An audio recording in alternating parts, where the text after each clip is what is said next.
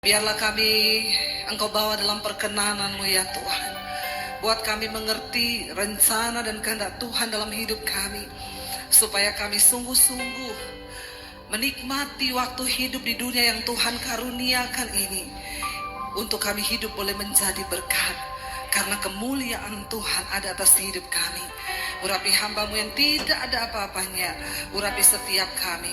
Kami buka hati bagi firman Tuhan di dalam nama Yesus. Yang percaya Tuhan di tengah kita, memberkati kita, katakan bersama amin, amin. Tepuk tangan sorak-sorai buat Tuhan. Silahkan duduk Bapak Ibu, shalom. Iya. Terima kasih pertama-tama saya ucapkan buat Bapak dan Ibu Gembala dari Gereja YHS yang ada di Malang ini. Ya, saya percaya bahwa semua karena anugerah Tuhan. Ya, terima kasih buat kesempatannya sekali lagi saya boleh melayani di sini. Bapak Ibu, ya tidak ada yang lain yang kita rindukan di dalam hidup pengiringan kita kepada Tuhan selain kita ini hidup dan melihat kemuliaan Tuhan. Amin. Ya, karena ketika Tuhan memanggil kita untuk percaya kepada Dia, Tuhan sudah menyediakan kemuliaannya bagi kita. Dan apa yang terpenting yang harus kita dapatkan di dalam hidup pengiringan kita kepada Tuhan, yaitu ya kemuliaan Tuhan itu. Karena kemuliaan itu berbicara tentang kemenangan. Kemuliaan Tuhan berbicara tentang kelepasan, tentang semua hal yang kita rindukan terjadi. Saya banyak mendapatkan konseling, ibu saya ini sudah bertahun-tahun ikut Tuhan. Saya sudah berdoa, saya sudah ini, saya sudah itu, saya sudah ini dan itu. Tapi kenapa saya tidak mengalami ya yang namanya kemuliaan Tuhan? Saya tidak mengalami yang namanya ini ya kelepasan seperti yang saya dengar dan saya baca di dalam firman Tuhan. Hari ini kita akan belajar dari kisah hidup bangsa Israel. Bagaimana ketika bangsa Israel mengalami kehilangan kemuliaan Tuhan. Ya, saya akan ambil dari 1 Samuel pasal yang keempat. Saya sedikit beritahu kepada kita kisahnya. Pada waktu itu, ketika Tuhan sudah tidak berkenan atas Imam Eli dan keluarganya. Ya, Imam Eli adalah orang yang dipilih menjadi imam ketika itu di Silo. Ya, dan dia menjadi imam membawa bangsa itu untuk dekat kepada Tuhan. Tapi kegagalan Eli adalah ketika dia membiarkan kedua anaknya itu hidup di dalam dosa. Ya, dosa apa yang dilakukan oleh anak-anaknya Eli? Mereka mengambil bagian Tuhan. Ya, kalau bangsa Israel datang mempersembahkan korban bakaran, ya, kambing, domba, sapi untuk dipersembahkan sebagai korban penghapusan dosa. Anak-anaknya itu meminta, harusnya itu korban diolah dulu bagi Tuhan pertama kali dipersembahkan. Tapi anak-anak Imam Eli berkata, berikan kepada kami. Lalu petugasnya berkata, ini kita buat Tuhan dulu, gak usah, pokoknya kami mau bagian ini. Mereka yang tentukan apa yang menjadi hak mereka. Dan Tuhan marah, bahkan ketika pada waktu itu anak-anak Imam Eli, Hofni dan Pinehas, mereka meniduri ya wanita-wanita yang melayani ya di bait Tuhan pada waktu itu. Mereka melakukan segala kecemaran, kenajisan, percabulan bahkan di rumah Tuhan. Dan itu menjadi satu dosa yang Tuhan berkata kepada Imam Eli, karena engkau membiarkan anak-anakmu hidup tidak menghormati aku, maka mulai dari hari ini aku akan menghukum engkau dan keluargamu. Dan Tuhan berkata, tidak ada lagi korban apapun yang dapat menghapus dosa keluarga Imam Eli. Maka satu keadaan yang sangat malang bagi seorang manusia ya adalah ketika dia dosanya tidak diampuni. Amin apa amin? Ya, firman Tuhan berkata, berbahagialah orang yang dosanya diampuni dan yang meninggalkannya. Ya, tetapi terkutuklah orang yang dosanya bahkan tidak diampuni. Tuhan berkata, tidak ada lagi korban yang bisa menghapus dosa dari Imam Eli dan keluarganya. Sejak hari itu, Tuhan mulai memilih seorang pengganti, yaitu Samuel, yang akan menggantikan Imam Eli. Dan kita melihat dalam keadaan itu Israel hidup kehilangan kemuliaan Tuhan. Bapak Ibu, seringkali kita merasa kita masih ke gereja, kita masih melakukan rutinitas kekristenan kita, tapi tanpa kita sadari seringkali kita ini hidup tanpa kemuliaan Tuhan. Waktu engkau hidup dalam kemuliaan Tuhan, semua orang akan melihat, wow, dia sungguh orang yang disertai Tuhan. Amin. Karena kita adalah suratan Kristus yang terbuka, yang hidup kita harusnya dapat dibaca oleh semua orang. Apa yang terjadi ketika kemuliaan Tuhan meninggalkan bangsa Israel? Mari kita lihat 1 Samuel pasal yang keempat. Tulisannya, judulnya di sana adalah tabut Tuhan dirampas. Ya, Filistin merebut tabut perjanjian. Ayat yang pertama, perkataan Samuel dinyatakan kepada seluruh bangsa Israel. Ya, sekarang bangsa Israel pergi berperang menghadapi bangsa Filistin. Mereka berkemah di samping samping Ebenezer, dan bangsa Filistin berkemah di Afek. Ayat yang kedua, baca sama-sama ya, supaya saudara tidak nganggur. Jadi saya juga ada temennya. Nanti kalau nganggur tidur. Orang tuh kalau kebanyakan nganggur bahaya. Amin. Ya, supaya saudara aktif juga. Saya tahu nih banyak yang gak baca Alkitab di rumah. Jadi baca Alkitab di gereja. Yuk baca bersama 1, 2, 3. Bangsa Filistin mengatur posisi barisan mereka untuk menghadapi Israel. Pada saat terjadi pertempuran, bangsa Israel terpukul kalah oleh bangsa Filistin. Mereka menewaskan kira-kira 4.000 orang dari pasukan Israel di medan pertempuran. Israel kalah atau menang? Berapa ribu orang yang tewas? 4.000. Kalah. Israel kalah terhadap orang Filistin. Ayat yang berikutnya, lalu orang-orang itu masuk ke dalam kemah dan berkata para tua-tua Israel, mengapa hari ini Yahweh membuat kita kalah di hadapan bangsa Filistin? Marilah kita membawa tabut perjanjian Yahweh dari Silo ke tengah-tengah kita, agar tabut itu dapat menyelamatkan kita dari musuh-musuh kita.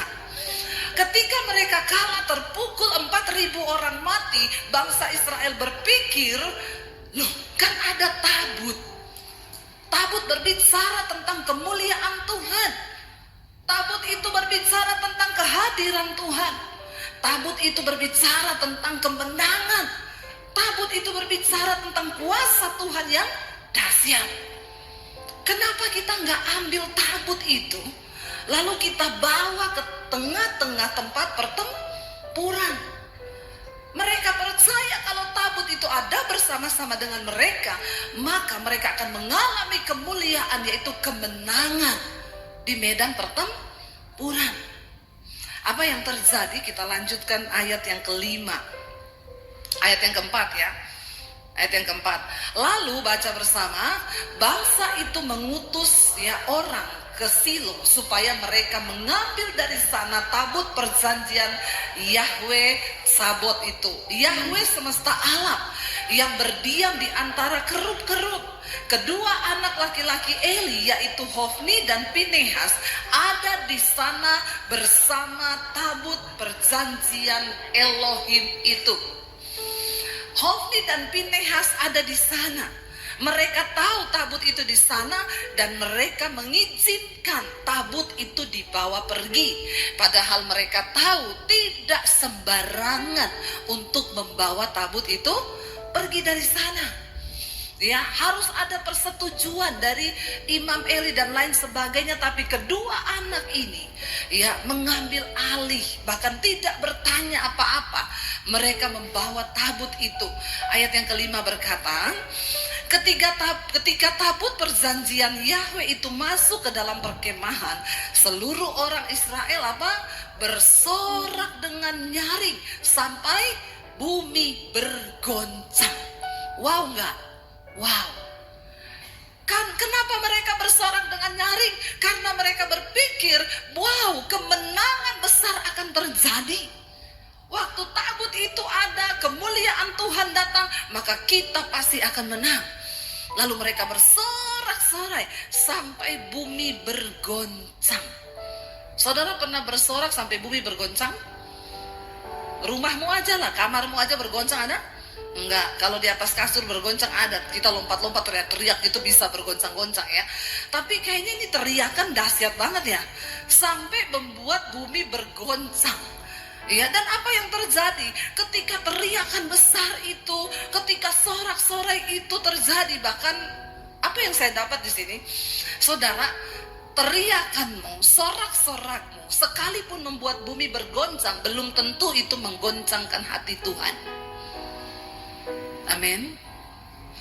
Ya, jangan cuma hebat di gereja waktu nyanyi, ya. Kita nyanyi dengan luar biasa. Kita buat iblis gemetar. Ya. Sampai di rumah iblis buat kita gemetar. Ya, itu yang banyak saya lihat sih dari orang Kristen, ya. Bukan soal lompat-lompatmu seperti apa. Sekalipun bumi bergoncang karena teriakanmu, belum tentu hati Tuhan tersentuh. Bangsa Israel bersorak-sorai karena tabut itu datang, tapi mereka tidak sadar bahwa kemuliaan Tuhan sudah tidak ada bersama-sama dengan mereka. Mereka nggak sadar bahwa kemuliaan Tuhan nggak tinggal lagi dengan mereka. Kita lihat ayat yang berikutnya berkata begini. Bangsa Filistin mendengar keributan dari teriakan itu dan berkata, apakah arti keributan dari teriakan dahsyat di perkemahan orang-orang Ibrani itu? Lalu mereka mengetahui bahwa tabut Yahweh telah datang ke dalam perkemahan itu. Orang Filistin penasaran, apa yang membuat mereka bersorak begitu hebat? Setelah diselidiki, oh ternyata tabut Tuhan sudah dibawa ke perkemahan Israel di medan pertempuran. Lalu apa yang terjadi ketika orang Filistin tahu bahwa tabut itu dibawa? Baca bersama ayat 7. Bangsa Filistin menjadi takut. Bahkan musuh-musuh Israel pun gemetar ketika mereka mendengar tentang tabut Tuhan yang dibawa, karena mereka tahu bahwa tabut itulah yang sudah membuat banyak mujizat besar di antara orang Israel. Mereka tahu ketika Tuhan hadir, maka sesuatu itu pasti terjadi.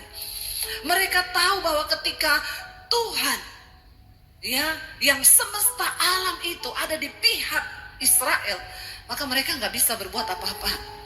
Dikatakan di sana mereka berkata, mereka menjadi takut. Mereka berkata, Elohim telah datang ke dalam perkemahan itu.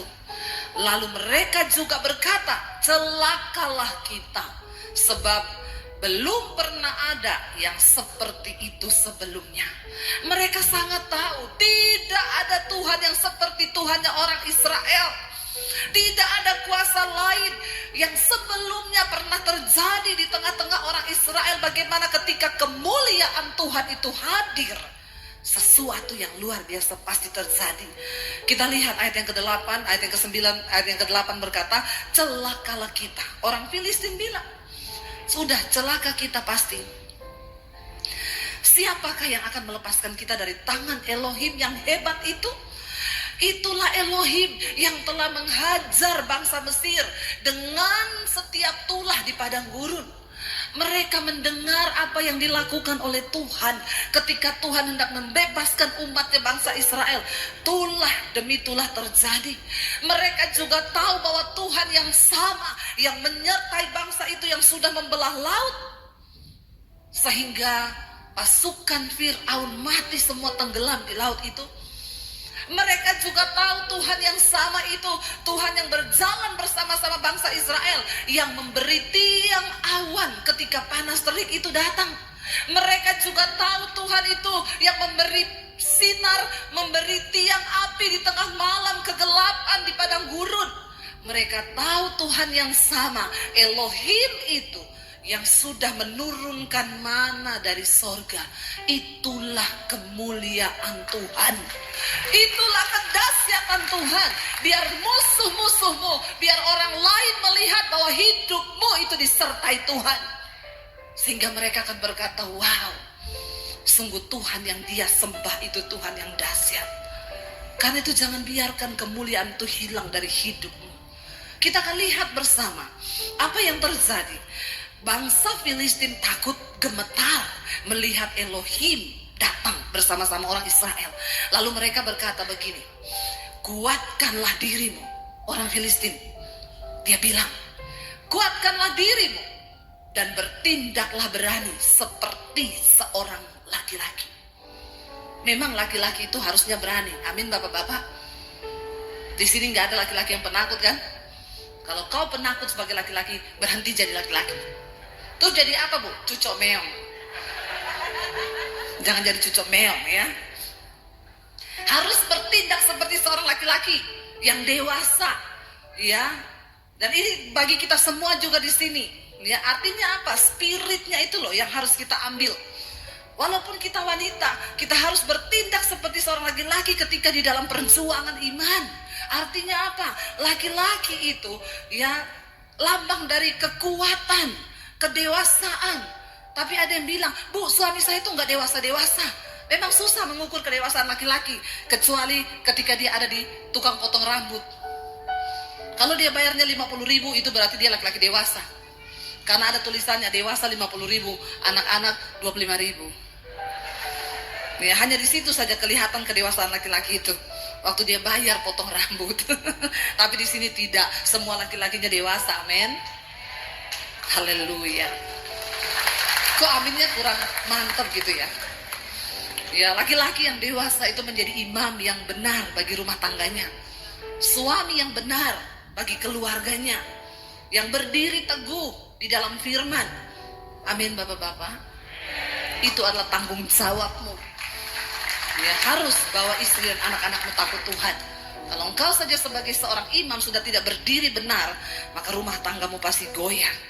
Orang Filistin berkata, jangan takut, kuatkanlah dirimu, bertindaklah sebagai seorang laki-laki, hai orang-orang Filistin, supaya kamu tidak menjadi budak orang-orang Ibrani itu.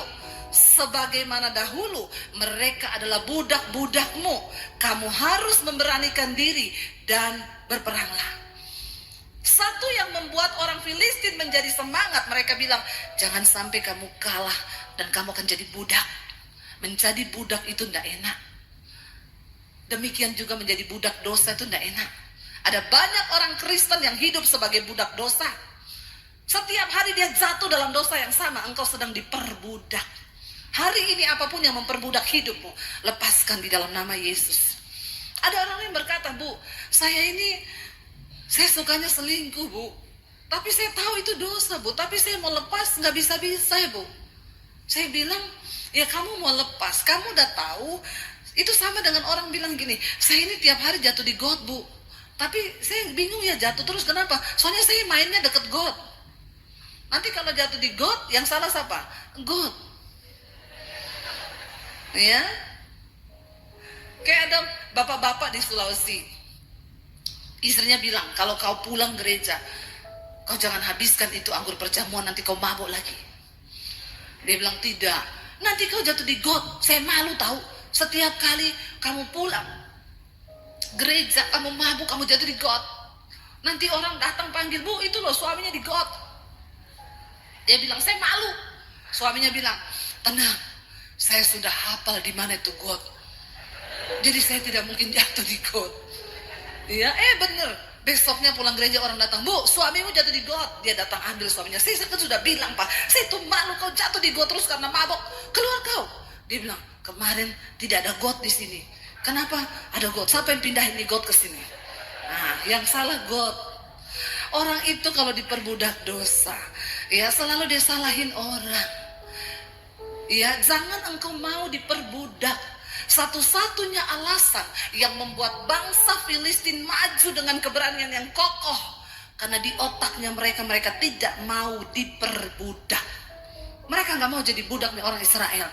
Apa yang terjadi Bapak Ibu?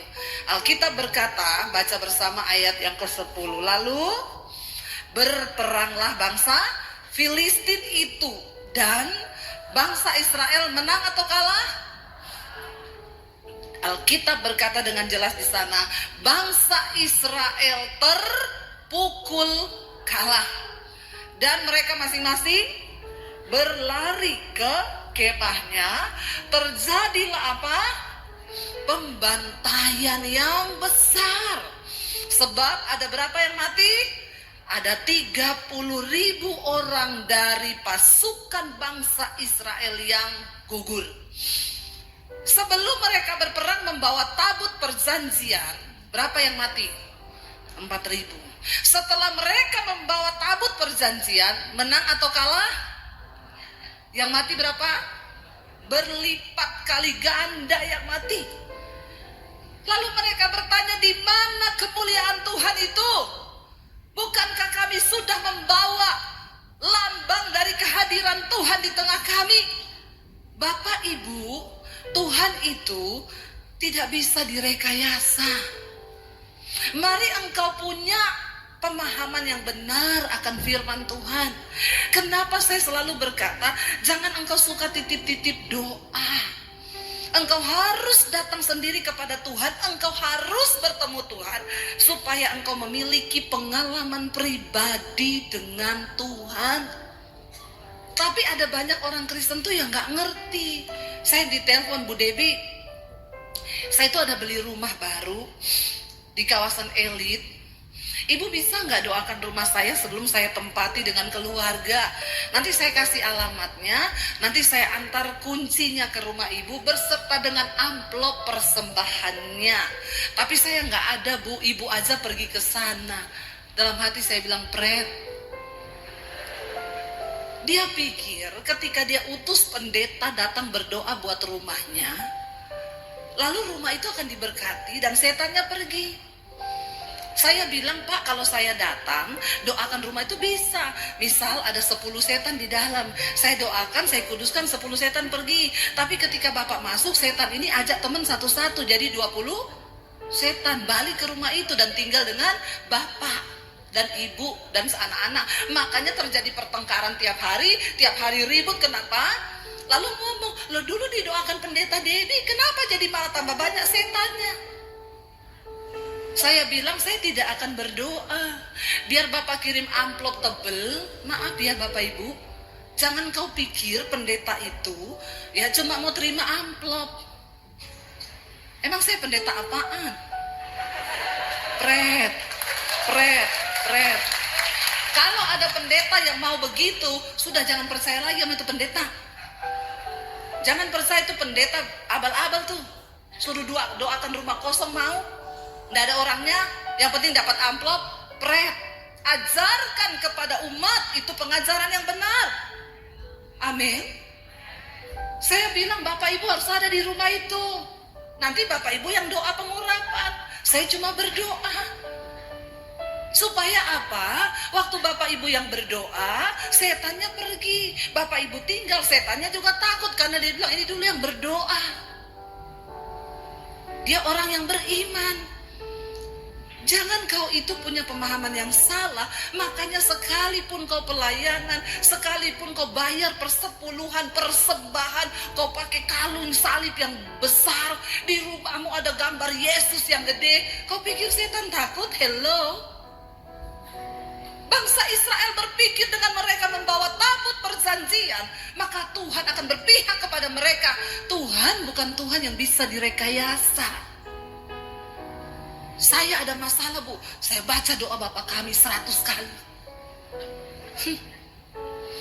Dia kira setelah dia berdoa Bapak kami 100 kali, yang ada Tuhan tuh gak tergerak hatinya. Mulutmu berbusa, iya, karena kau baca doa Bapak kami 100 kali. Bangsa Israel bersorak karena tabut itu datang. Bahkan bumi gemetar karena sorak-sorak mereka. Tapi Tuhan gak ada di sana. Tuhan gak hadir di situ.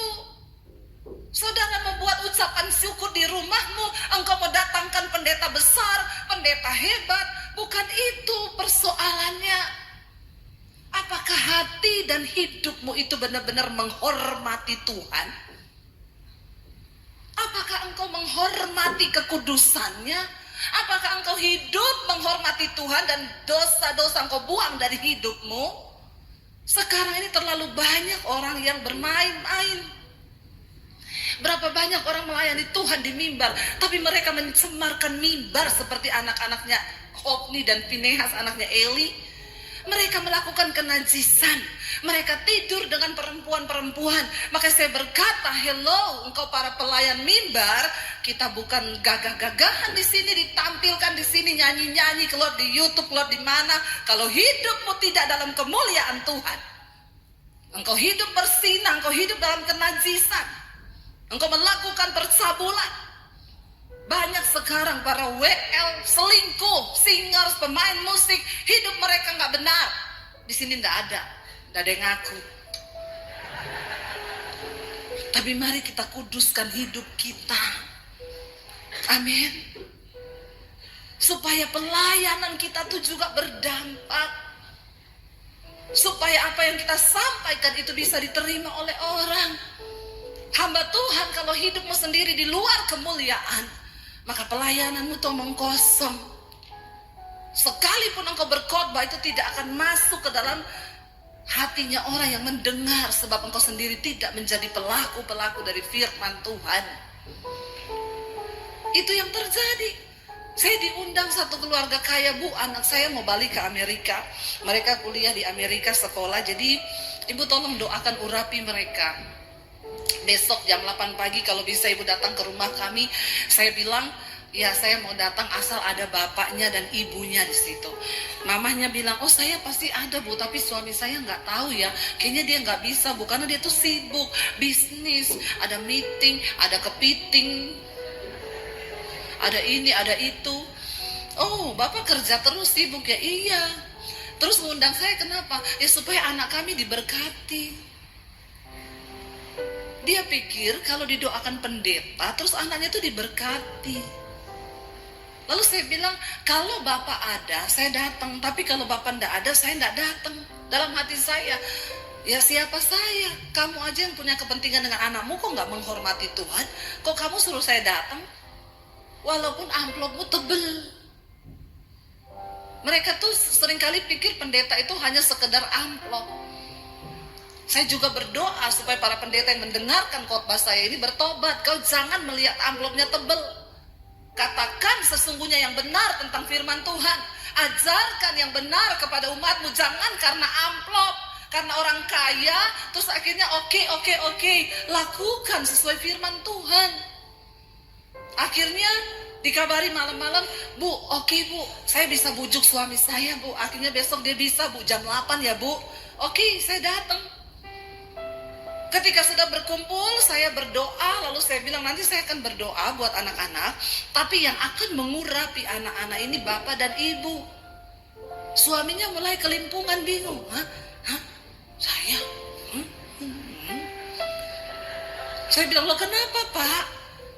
Ya, tidak ada berkat yang lebih besar bagi seorang anak daripada berkat dari orang tua. Amin. Karena orang tua pasti memberkati anak dengan segenap hati.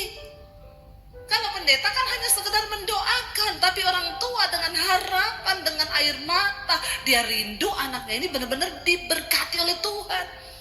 Lalu, loh, Bu Dewi sini sebentar, Bu, saya diajak ke ruang sebelah. Kenapa?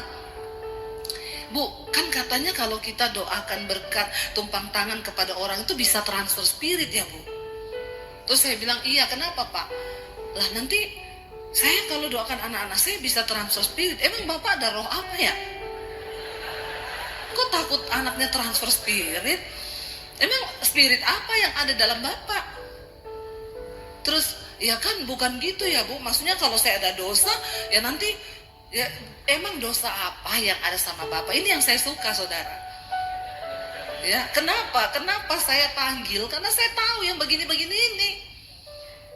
Kenapa, Pak? Ada dosa apa? Mending Bapak sekarang bertobat. Saya kasih Bapak waktu beberapa saat supaya Bapak bertobat dulu.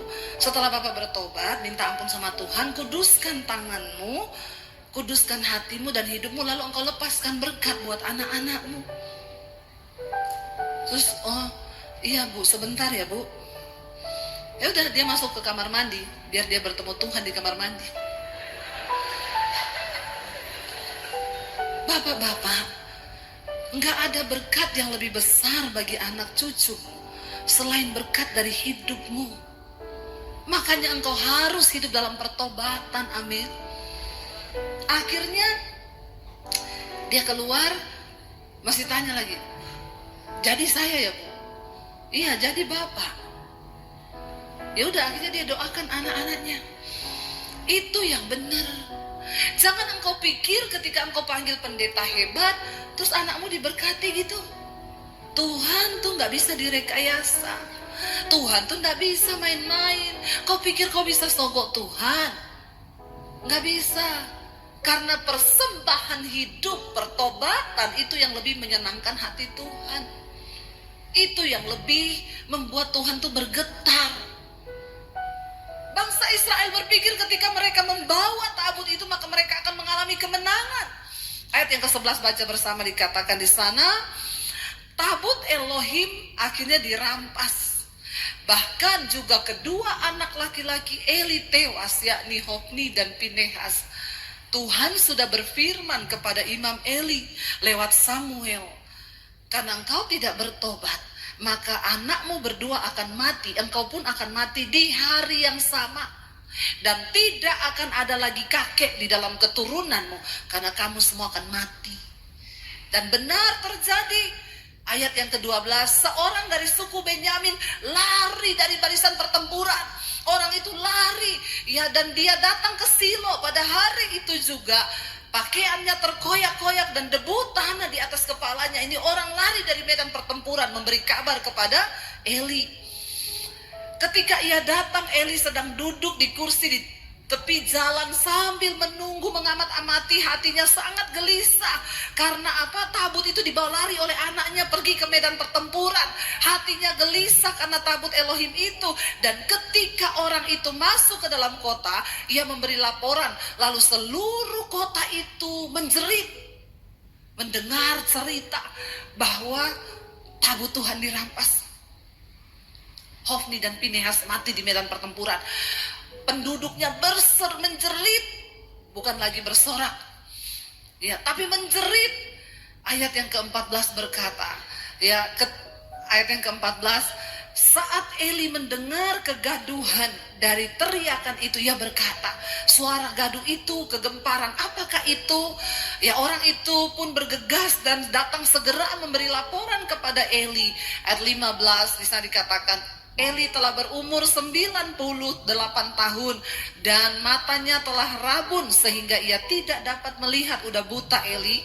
Orang itu pun berkata kepada Eli, akulah datang dari barisan tempur itu dan hari ini aku telah melarikan diri dari barisan tempur. Eli berkata, apa yang telah terjadi di sana anakku? Ayat yang ke-17, pembawa kabar itu menjawab dan berkata, Israel telah melarikan diri dari hadapan bangsa Filistin. Dan di sana juga telah terjadi pembantaian yang besar-besaran di antara rakyat. Kedua anakmu juga telah mati, yakni Hofni dan Pinehas, dan tabut Elohim telah dirampas. Lalu dikatakan ketika ia menyebutkan tentang tabut Elohim itu dirampas, Eli terjatuh ke belakang dari tempat duduknya di pinggir pintu gerbang, lehernya patah dan ia pun mati pada hari yang sama dengan kedua anaknya itu yang mati. Karena orang itu telah tua dan gendut berat, makanya jangan gendut-gendut. Eli telah menjadi hakim atas Israel selama 40 tahun. Tragis matinya. Dan ayat yang berikutnya berkata, waktu itu menantu perempuannya, istri dari Pinehas, sedang hamil tua dan hampir melahirkan. Ia mendengar kabar tentang tabut Elohim itu yang telah dirampas dan mendengar bahwa ayah mertuanya serta suaminya telah mati semua. Lalu ia membungkuk dan bersalin karena memang waktu melahirkan telah tiba. Saat itu juga melahirkan istrinya Pinehas. Dan ayat yang berikutnya berkata, menjelang saat kematiannya, mati juga dia habis melahirkan. Wanita-wanita yang berdiri di sampingnya berkata kepadanya, jangan takut, engkau telah melahirkan seorang anak laki-laki. Tetapi ia tidak menjawab, bahkan tidak memperhatikannya. Lalu ia menamai anak itu Ikabod sambil berkata, kemuliaan Tuhan meninggalkan Israel, sebab tabut Elohim telah dirampas dan karena ayah mertuanya serta suaminya telah tiada. tragis apa yang menimpa bangsa Israel. Ikabod, kemuliaan Tuhan telah meninggalkan. Mari kita berdoa Bapak Ibu, sebagai orang percaya, anak-anak Tuhan, mari hidup takut dan hormat akan Tuhan. Tuhan tidak bisa direkayasa. Dia melihat hatimu, dia melihat hidupmu, kita yang sungguh-sungguh takut akan Tuhan. Mari kita hormati Tuhan. Mari kita mau berkata, Tuhan, kami mau meninggalkan apa yang ada di belakang kami, dan kami mau mengarahkan hidup kami kepada apa yang di depan. Kita mau katakan di hadapan Tuhan, kami mau tinggalkan hidup lama kami Tuhan. Kami mau sungguh-sungguh hidup dalam hidup yang baru bersama Engkau. Terima kasih Bapa. Katakan bersama,